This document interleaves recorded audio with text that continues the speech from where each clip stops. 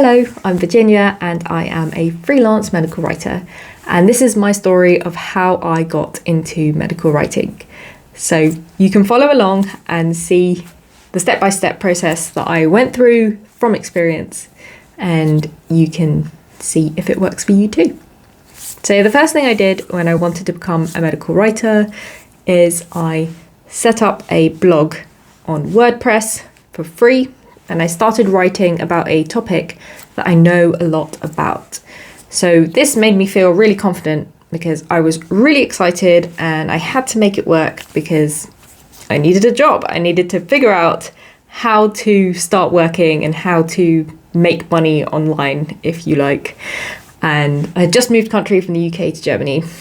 So my quickest route was to start writing and put that writing somewhere, which is on my own website, and write about something that I know.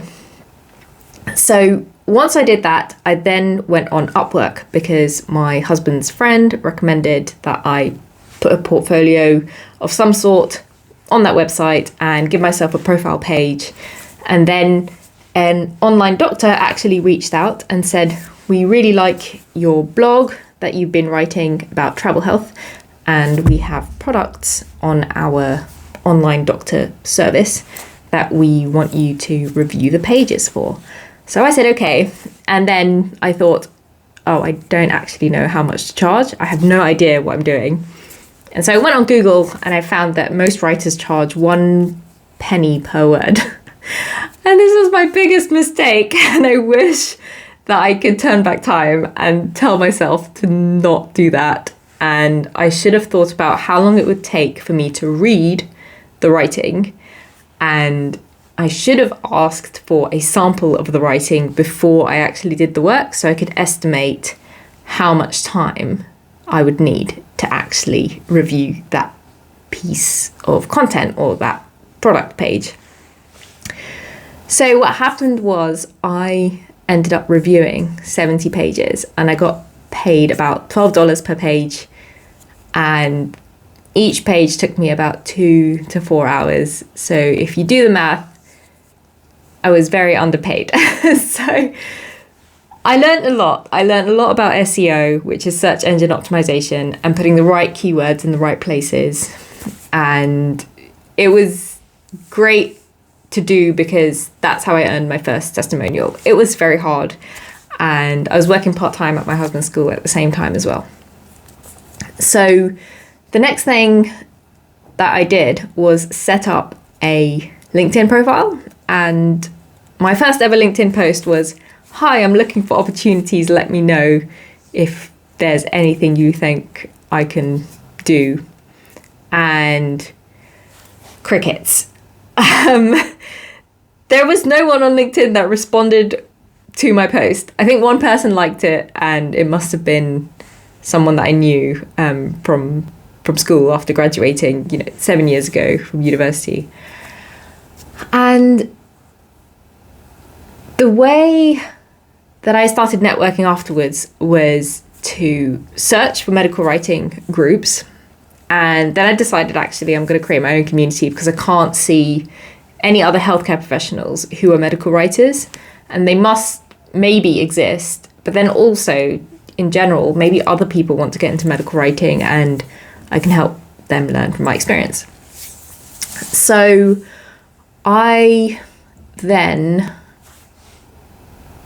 featured some of my medical writing on LinkedIn, and a recruiter found me and said, "Hi, I've got a medical communications company that is interested."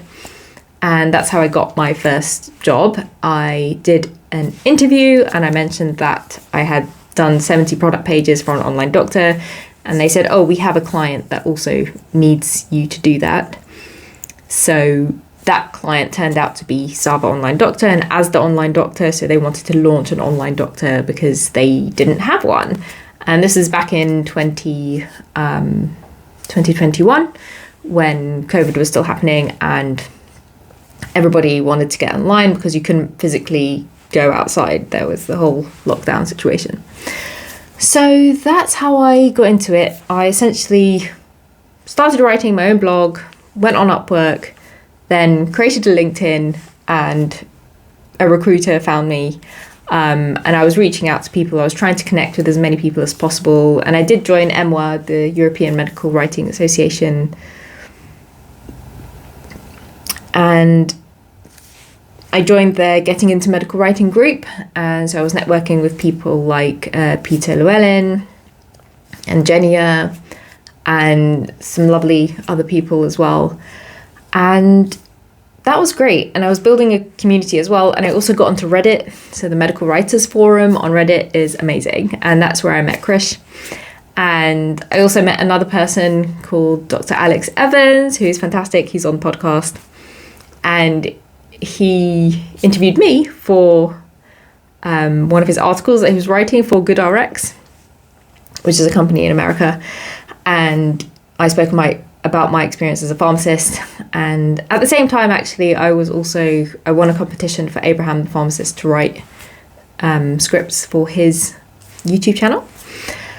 And essentially the rest kind of blew up from there, because I then started to be a bit more bold and a bit more confident. Now that I had more work in my portfolio, I started reaching out to people on LinkedIn to ask if they needed any help with any writing, and got a freelance client to help with their Instagram content. And I had also created an Instagram page to go with my blog at my website on travel health. And that worked out in my favour, because they really liked it and they said, can you do the same thing for us? And I said yes. And it was fantastic, because I got to also work with the designer and write the content, so what the Instagram post would be, but then also what the designer would have to design to go with that piece of content. So I really enjoyed that. And unfortunately, I was then made redundant. And after being made redundant, I got another job as an in-house medical copywriter. And that was really interesting, because I had to write product descriptions for apps and create a system to create a lot of those, because there are about 1,000 of them. And I really enjoyed it. And then I was made redundant again, and now I full-time freelance, and I've got 4, maybe 5 clients. I mean, I've got a 5th one coming up, hopefully. And yes, I do work weekends and I do enjoy my job a lot. And I'm also part of PIF, the Patient Information Forum. So they're really focused on making health content, very accessible for everyone, and trying to be as inclusive as possible. So the main things I would say, if you want to become a medical writer, number 1, make sure that you understand science and medical terms. You can have a bachelor's, a master's, or a PhD degree. Number 2, you should start writing as soon as possible and put it somewhere on the internet, so that you can send people to a place where you can show a sample of your writing. Number 3 is have a website. Make sure that you have a website that shows that you understand how a website works and that you know how to place things in a logical order.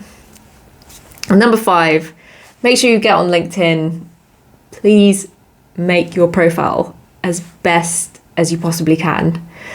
And that will attract recruiters and other potential employers and other potential clients if you want to freelance.